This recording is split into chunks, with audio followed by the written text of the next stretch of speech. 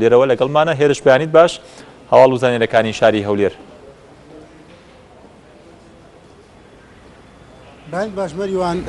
دەمێ هەواڵ و زانیاریەکان بە کەمی بە ئێوە بدەم هەسەن هەواڵ و زانیاری زۆر لە شاری هەولێرەیە بڕیارە ئەمڕۆ لەلایەن بەڕێوەبەرەتی تەندروستی هەولێر و کۆمەڵێکی نوێ ئامێری و نوێ بگاتە تەندروستی شاری هەولێر و بگاتە نەخۆشخانەی ڕزگاری کە یەکێک لەو ئامێرانە شکاندنی بەردی گورچی لێەوە نەشتەرگەری لە دەموچاوی کەسایە واتە لە نەشتەرگەری جوانکاریە بۆ هاوڵاتیان کە ئەم ئامێرە ئەمڕۆ لەلایەن بەڕێوەبەرەتی تەندروستی هەولێرەوە لە نەخۆشخانەی ڕزگاری جێگیر دەکرێت. هەر ئەمڕۆ لە شاری هەولێر بڕیارە کۆمەڵێک لە ڕێکخراوەکان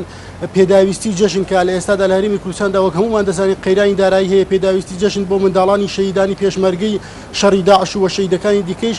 بکڕێت بۆ ئەوی بتوانێت بە خۆشی و شادی جەژن بەڕێ بکەنەوە لەگەڵ ئەوەشدا بۆ منداڵانی ئاوارەکە لە ئێستادا لە هەرێمی کوردستان. دەمەوێت باز لە چێکەکەی سەرۆکی حکوومەت و تابلۆکە بکەم کە لە ئێستادا کاردانەوەی لە نێو شاری هەولێردا هەیە و لەلایەن پەرلەمانتاری ئەو دوو حیزبەی کە هەم جێگری سەرۆکی حکوومەت و هەم وەزیری دارایی و هەیە کاردانەوەی جیاوازی لێکەوتەوە باز دەوە دەکەن لەم قەیرانەدا چۆن دەبێت ئەویان لەبیر بێت و ئەو قەیرانیان لەبیر نەبێت کە لە ئێستادا هاوڵاتیان ناتوانن بە خۆش و شادی جەژنەکەیان بەڕێ بکەن. مەریوان زانیاری زۆرتر هەیە بەڵام ئەزانم کە کات نییە بۆیە ناتوانم هەمووی ئاماژە. سپاس هێرش قادر پەیامنەرمان لە هەولێر.